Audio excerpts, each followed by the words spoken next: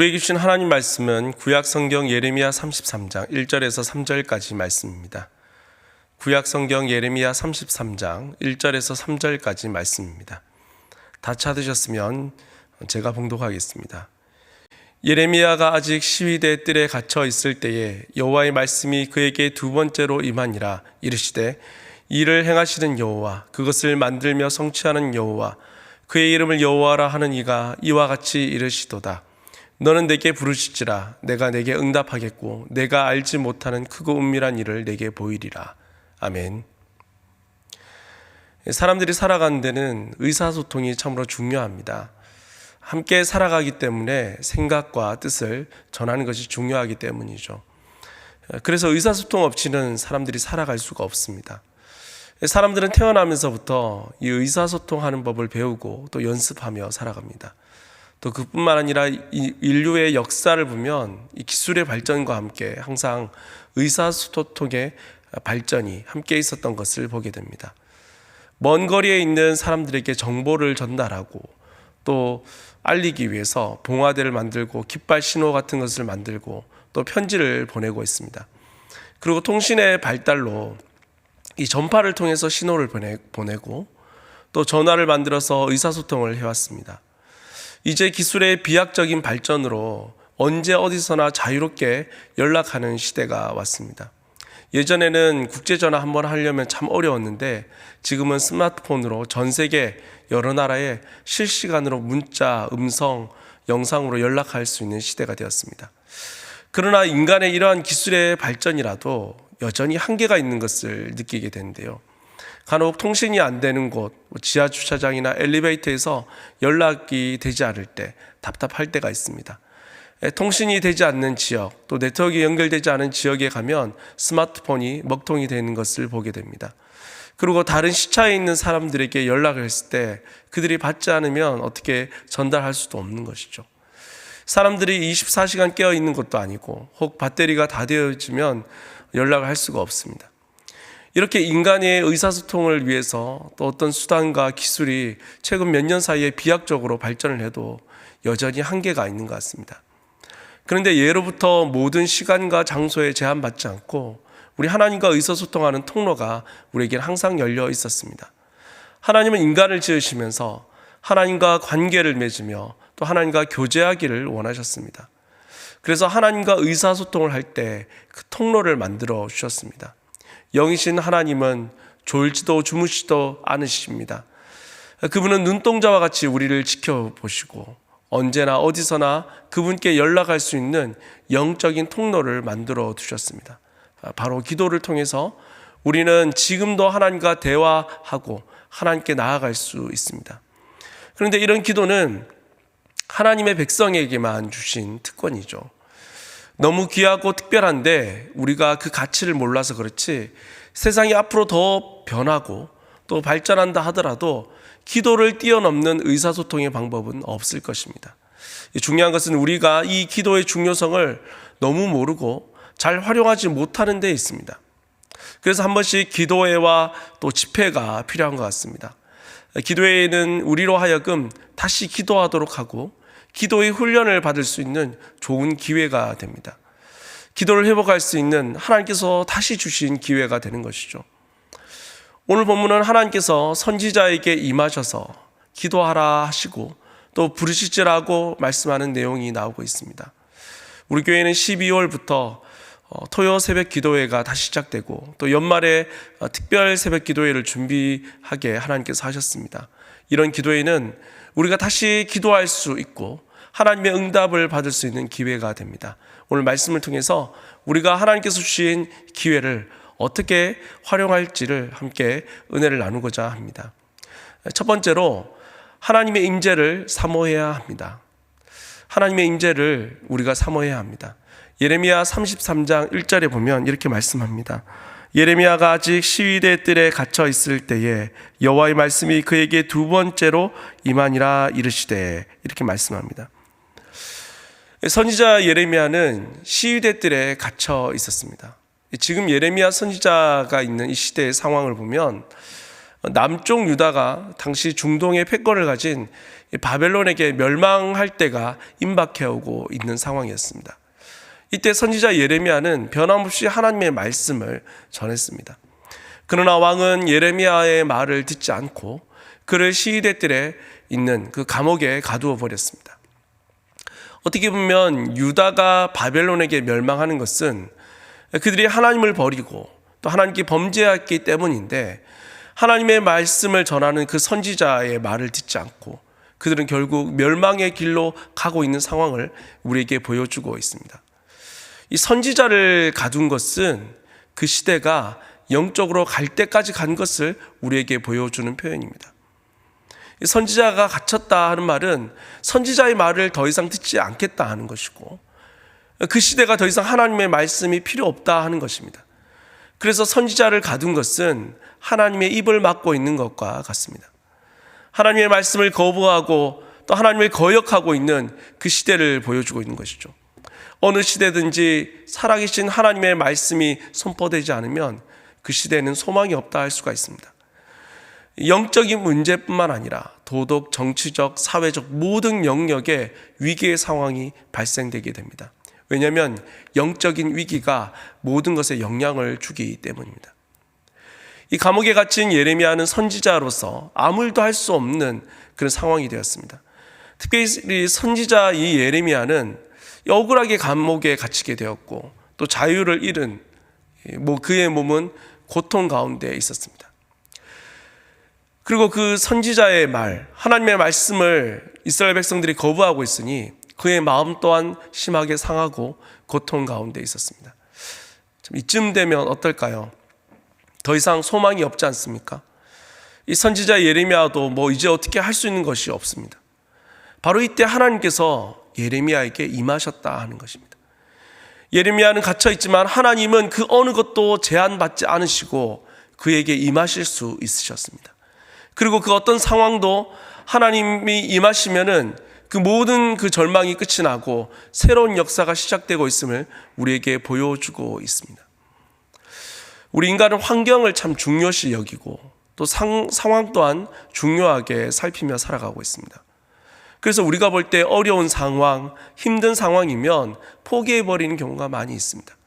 그러나 하나님의 임하심은 어떤 환경이나 어떤 상황에도 가능합니다. 우리에게 이런 인식의 전환이 필요합니다.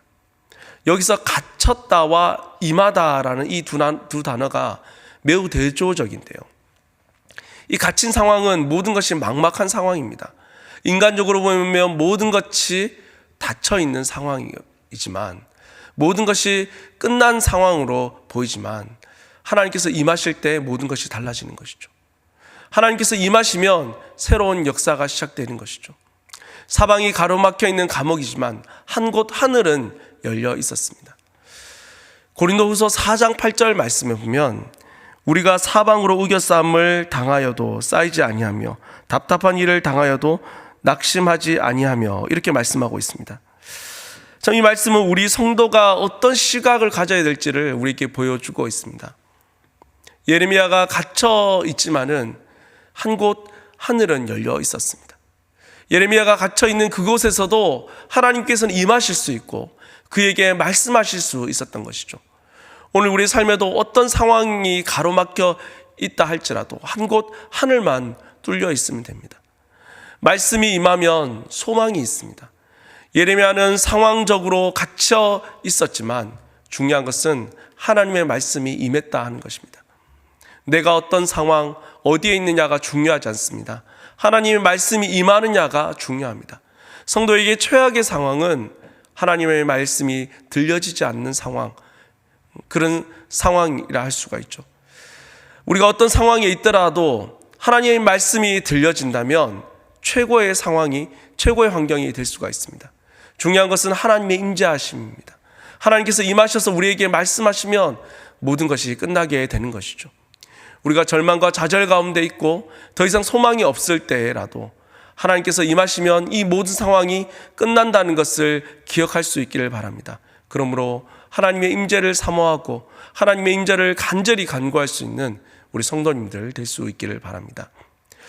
두 번째로 말씀은 하나님께서 어떤 분이신지 기억해야 한다는 것을 우리에게 말씀하고 있습니다. 하나님께서 어떤 분이신지 우리는 기억해야 합니다. 예레미야 33장 2절에 보면 이를 행하시는 여호와, 그것을 만들며 성취하는 여호와, 그의 이름을 여호와라 하는 이가 이와 같이 이르시도다, 이렇게 말씀하고 있습니다. 지금 예레미야에게 임하셔서 말씀하시는 하나님은 자신이 어떤 분이신지를 우리에게 설명하고 계십니다. 여기서 하나님은 여호와라고 이름을 3번이나 사용하시면서 자신을 나타내고 있습니다. 본문에는 일을 행하시는 것과 만들며라는 이 표현은 하나님의 창조사역과 관련된 표현입니다. 하나님은 창조주 하나님이십니다. 전능자이심을 우리에게 나타내고 있습니다. 하나님은 말씀으로 천지를 창조하셨습니다. 그것도 아무것도 없는 무에서 지금의 이 천지 만물을 만드셨는 거죠. 우리가 믿는 하나님은 지금 시대들에 갇혀있는 예레미야에게 임하셔서 바로 하나님이 그런 분이시라는 것을 말씀해 주고 있습니다. 또한 동일하게 오늘 말씀을 듣는 우리에게도 하나님이 그런 분이시라는 것을 우리에게 다시 확인하여 주시기를 원하고 계십니다. 사람은 자신이 처한 상황을과 또 어려움을 보고 판단합니다. 그러나 우리와 함께 하시며 삶의 역사하신 하나님은 모든 능력을 가지신 전능하신 하나님이십니다. 하나님은 여호와라고 자신을 소개하고 있습니다. 이 여호와는 문자적으로 스스로 존재하는 분이라는 의미입니다. 그 누구에 의해서 누구를 통해서 존재하는 분이 아니라는 뜻이죠. 여호와 하나님이라는 것은 그분이 최고의 권위자, 최고의 결정권자이심을 우리에게 말씀하고 있습니다. 하나님께서는 그 누구에게도 그 무엇으로도 자신의 일을 방해받지 않으시며 또 자신의 일을 행하시는데 반드시 성취하는 분이십니다. 인간은 어떤 일을 하고자 계획을 세웠다가 포기할 때가 참 많이 있습니다. 그것은 인간이 한결같이 못해서도 그렇겠지만 또 대부분 그 일을 이룰 능력이 없기 때문이기도 합니다.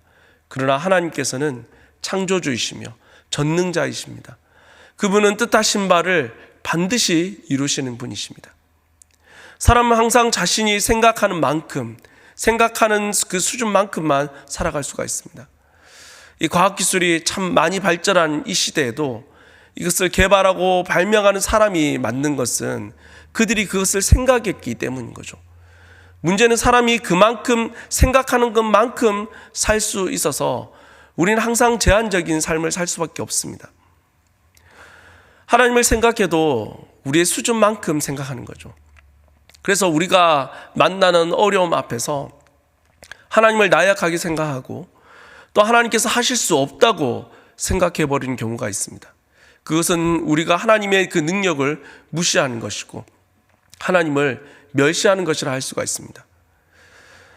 이 가나안 땅을 향해 가던 이스라엘 백성들이 12정탐꾼을 보냈습니다. 그 가운데 10명이 그 땅을 정복하는 것이 불가능하다고 이야기를 했습니다. 그리고 그 말을 들은 이스라엘 백성들은 통곡을 했습니다. 이때 하나님께서 화가 나신 것은 백성들이 하나님을 무시하고 멸시했기 때문입니다. 우리도 내가 훨씬 큰 일을 할 수 있는 능력이 있는데 사람들이 우리를 무시하면 화가 나지 않습니까? 하나님은 전능한 분이신데 우린 과연 하나님을 너무 무시하고 있지 않습니까? 우리는 하나님을 어떻게 생각하고 있습니까? 모든 일에 하나님의 그 능력을 인정하고 있습니까? 하나님은 전능하신 분이십니다. 천지를 말씀으로 창조하신 하나님, 불가능함이 없는 하나님이십니다. 그 하나님께서 부족해서 못하실 일이 과연 무엇이겠습니까?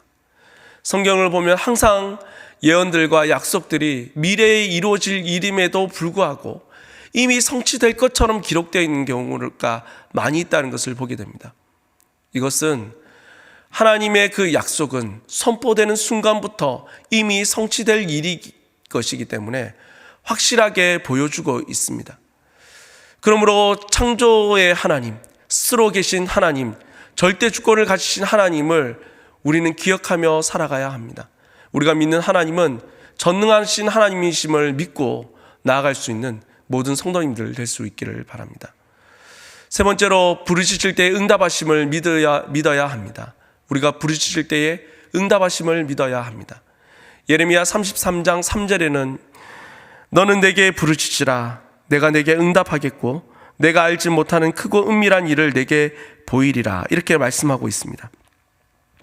하나님은 시대에 갇힌 예레미야에게 임하셔서 말씀을 주시는 분이 어떤 분이신지 알려주시고 그 하나님께 부르짖으라고 말씀하고 있습니다.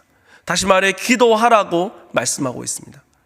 이 부르짖으라는 것은 하나님을 신뢰하는 것과 목청이 터질 정도로 크게 부르짖는 그 간절한 심령으로 기도하라 하는 그런 의미입니다.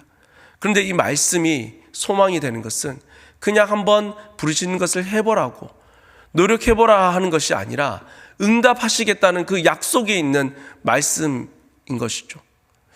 세상은 우리에게 노력해보라고 합니다. 그러면 성공할 수 있다고 이야기합니다. 최선을 다해보라고 합니다. 그러면 좋은 결과를 얻을 수 있다고 말을 합니다. 세상은 우리의 미래에 또 어떤 결과를 보장하지 못합니다. 그러나 우리 하나님은 부르짖으면 응답하시겠다고 말씀하고 있습니다. 하나님은 그분께 소망을 두고 부르짖는 자에게 역사하는 분이십니다. 하나님은 언제든지 응답하실 수 있는 분이시기 때문에 포기하지 말고 하나님께 기도하라고 우리에게 요구하고 있습니다. 마태복음 7장 7절에서 8절 말씀해 보면 구하라 그리하면 너희에게 주실 것이요 찾으라 그리하면 찾아낼 것이요 문을 두드리라 그리하면 너희에게 열릴 것이니 구하는 이마다 받을 것이요 찾는 이는 찾아낼 것이요 두드리는 이에게는 열릴 것이니라 이렇게 말씀하고 있습니다. 우리가 기도할 때 하나님은 응답하십니다. 그러므로 우리가 기도할 때 소극적인 자세가 아니라 적극적인 자세로 하나님께 나아가야 하는 것입니다. 하나님은 무슨 일을 시작하시기 전에 먼저 기도를 일으키시는 것을 우리는 하나님의 역사를 통해서 볼 수가 있습니다. 하나님은 그 백성이 하나님을 기대하며 적극적으로 기도할 때 그 백성을 통해서 일하시는 분이십니다. 이뿐 아니라 하나님은 응답하시겠다는 그 응답 이상으로 내가 알지 못하는 크고 은밀한 일을 내게 보이리라 이렇게 말씀하고 있습니다. 이것은 하나님의 주권적인 그 의지를 통해 나타날 규모가 아주 큰 일, 인간의 이성으로는 측량할 수 없는 일을 보이시겠다 하는 그런 말씀입니다. 이 예레미야는 하나님의 말씀을 전하는 대언자로서 누구보다 하나님의 뜻을 깊이 알고 있었던 사람이었습니다. 그런데 그런 위치에 있는 사람이라 해도 그가 하나님의 뜻을 다 알 수가 없었습니다. 그래서 끊임없이 하나님의 뜻과 하나님의 섭리에 대해서 간절히 간구해야 했던 것이죠. 하나님께 간구할 때 하나님의 크신 섭리를 알려주십니다. 예레미야 33장 7절에 보면 내가 유다의 포로와 이스라엘의 포로를 돌아오게 하며 그들을 처음과 같이 세울 것이며 라고 이렇게 말씀하고 있습니다. 유다가 비록 멸망하게 될 것이고 또한 포로로 잡혀가게 될 것이겠지만 그러나 하나님께서 그들을 다시 부르시고 이 예루살렘을 다시 회복시켜 주실 것을 하나님은 약속하고 계십니다. 또한 예레미야 33장 9절에 보면 이 성읍이 세계 열방 앞에서 나의 기쁜 이름이 될 것이며 찬송과 영광이 될 것이요 그들은 내가 이 백성에게 베푼 모든 복을 들을 것이요 내가 이 성읍에 베푼 모든 복과 모든 평안으로 말미암아 두려워하며 떨리라 이렇게 말씀하고 있습니다. 지금은 절망적인 상황입니다. 도저히 회복을 상상할 수 없는 상황입니다. 그러나 지금은 보이지 않지만 하나님께서 이루실 것을 보여주고 계신 거죠. 이처럼 하나님은 우리가 기도할 때 그 응답 이상으로 우리의 수준을 뛰어넘는 하나님의 그 섭리와 그 계획을 우리에게 보여주시겠다 말씀하고 있습니다. 하나님은 항상 우리가 생각하는 것 이상을 허락하시는 분이십니다. 하나님은 우리의 인생을 3류가 아니라 1류로 사용하시기를 원하고 계십니다. 우리가 영화 같은 것을 보면 주연 배우가 있고 엑스트라가 있습니다. 엑스트라는 이 대본이 아주 간단합니다. 뭐 한마디로 끝나는 경우도 많이 있죠. 어떤 사람은 액션 영화라면 으악 하고 한번 죽는 것으로 끝나는 경우가 있고 또 어떤 사람은 지나가면서 그냥 안녕하세요 인사로 끝나는 사람이 있습니다. 그런데 주연 배우는 어떻습니까? 주연 배우는 외워야 될 내용이 엄청나게 많습니다. 엑스트라는 이 영화를 찍을 때 자기가 나와야 될 부분만 신경 쓰면 되고 뭐 나머지 시간은 뭐 옆에서 쉬든 뭘 하든 상관이 없습니다. 그러나 주연은 어떻습니까? 그 두꺼운 대본을 다 외우고 있어야 되고 영화의 전체적인 흐름을 생각하며 있어야 됩니다. 이 영화의 전체적인 흐름을 아는 사람은요, 엑스트라가 아니라 주연입니다. 하나님은 우리가 이런 삶을 살기를 원하고 계십니다. 우리가 하나님께 부르짖을 때에 하나님의 크신 일을 깨닫게 하시고 하나님의 역사에 쓰임받기를 원하고 계십니다. 그래서 하나님께 부르짖으라 하시는 겁니다. 그래서 기도의 자리로 우리를 이끄시는 것입니다. 하나님이 이 아브라함이 하나님을 믿을 때에 그를 의롭게 여기셨고 또 그를 나의 벗이라 이렇게 불러주셨습니다. 또 예수님은 제자들에게 너희는 더 이상 종이 아니라 말씀하시면서 친구라고 말씀하셨습니다. 이처럼 하나님은 우리를 특별하게 생각하고 계시고 우리 인생을 특별하게 사용하기를 원하고 계십니다. 하나님의 놀라운 역사에 하나님은 우리를 사용하기를 원하고 계신 거죠. 바로 우리가 하나님께 부르짖고 나아갈 때에 하나님은 응답하시고 크고 비밀한 것을 우리에게 보여주시며 주님의 그 놀라운 역사에 참여하게 하실 것입니다.